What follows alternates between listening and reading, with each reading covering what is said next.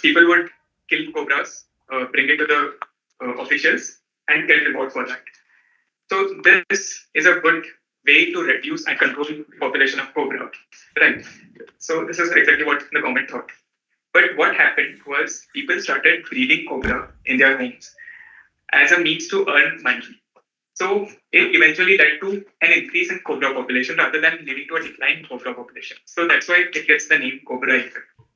Certain well-intended incentives, but poorly planned, can have wrong consequences.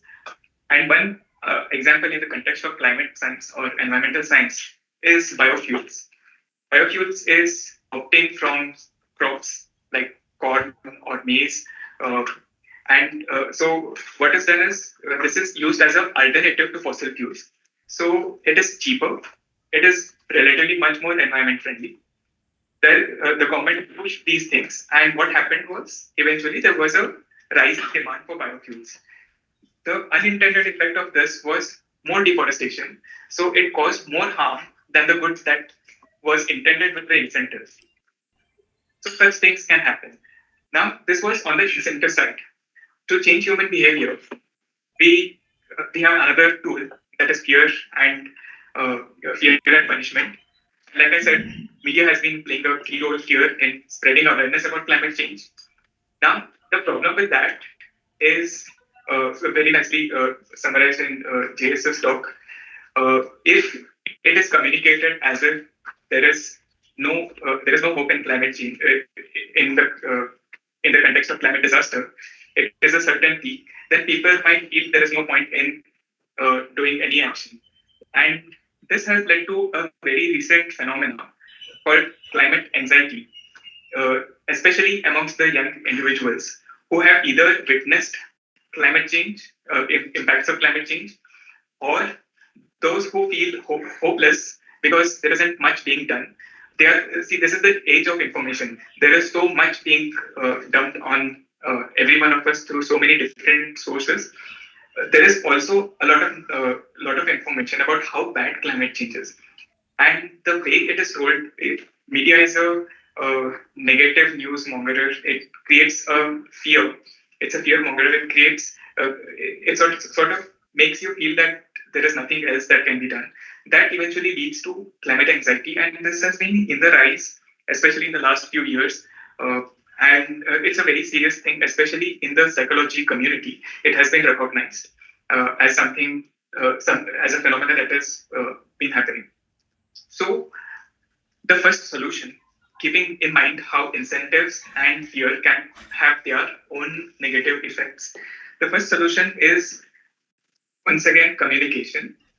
For traditionally, scientists have been communicating through data. They talk about how with the data how climate is changing. They talk about stats, graphs, how sure they are about the global warming, how unsure they are about the global warming.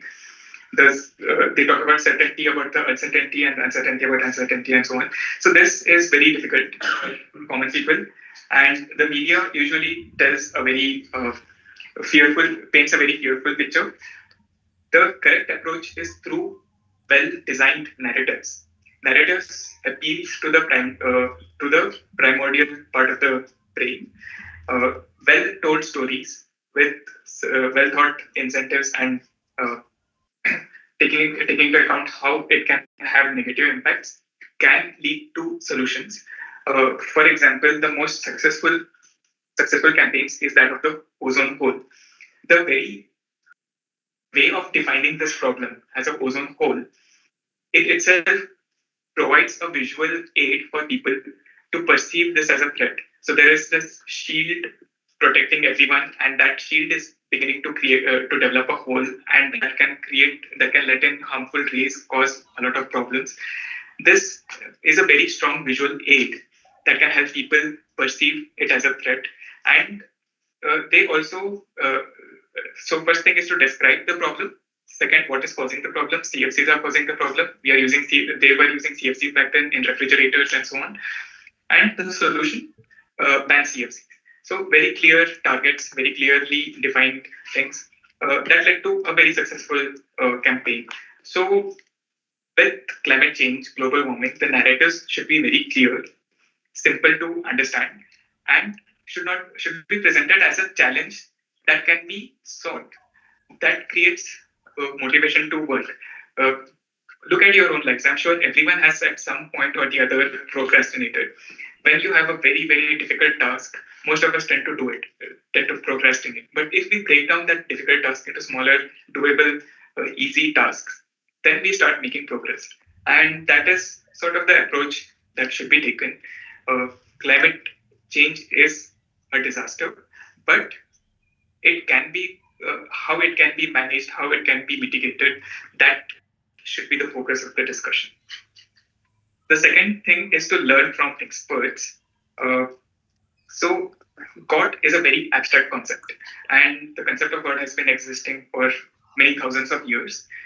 Missionaries over thousands of years have been preaching the word of God, and they know how to communicate the word of God and get masses to come together to believe in one concept, to uh, they can get the masses to move and believe in certain things. So we as climate scientists probably now need to understand from missionaries how the word of God was preached and learn to preach climate change, which is a very abstract and difficult concept for common people to perceive. That could be another solution. This is something I have not seen. This was proposed by George Marshall in his book. If you want to read more about it, uh, then here is the source. So, with this, I will end the talk uh, with one quote. Uh, it is the greatest of all mistakes to do nothing, because you can only do little. Do what you can. Thank you. Thank you.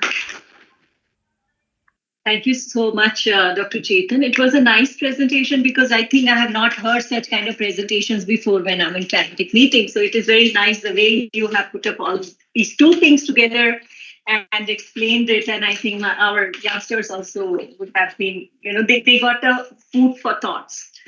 So thank you so much for giving that to our youngsters. I request all the youngsters to please participate and ask your questions. And if you have something, please raise your hand so you can be given 5 minutes for if you want to talk something.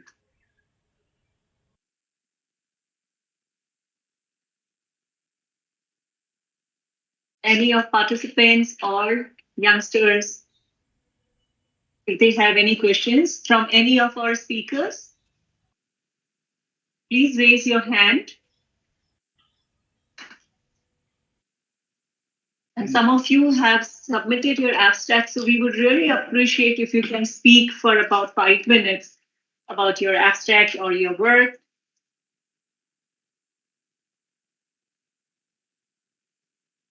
Please switch on your cameras. None of them are seen, so we are not sure whether you are there or not.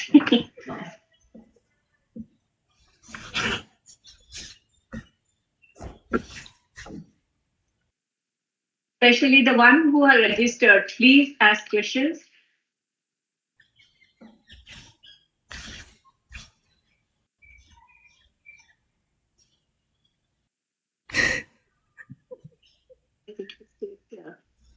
In the chat board, any message? No. Nothing. Yeah, you can write your messages in the chat board also, so that we can connect you to the speakers and then can have a discussion.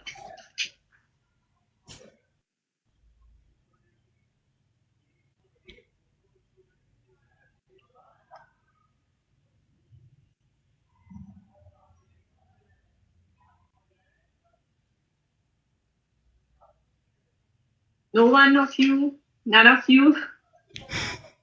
What to do then? Do we close the meeting? Yes.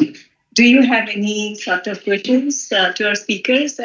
Some sort of discussions if you want to bring out about your research and, some sort of, which may help other people also. And I want to make a point about Chetan's this one. It is true. Preachers do a very good job of preaching religion. Yeah. But climate scientists don't want to preach because that is considered anti-science. So to get over that thing, and you have to realize you are doing something very important and you have to preach. That's not easy. And speaking about religion, which has succeeded, they made God personal. Now, how do you make climate change possible? So it requires a lot more. And what I would say is that the most impressive thing done in the last 10 years is, I don't know how many you know, there is a group of comedians who make jokes about climate change. Right? Have you seen them? They are very remarkable. So I think you have to bring comedy into the discussion because you just cannot tell, I was telling you, all the bad news. Yes. We'll shut off. So you please look up, there's a network of people who use comedy to talk about climate change so that people listen to you. And so I think that's the thing, younger people should get involved. How to make good jokes about climate change, which makes an impact on people's mind. Yes. So I think that is just starting in US, but I would like to see more India people come up with some nice jokes, especially to challenge the climate change deniers. So the major problem is a large number of people in the world are deniers, and you have to make fun of them, show that they are wrong, they're doing something absurd. So I think we have to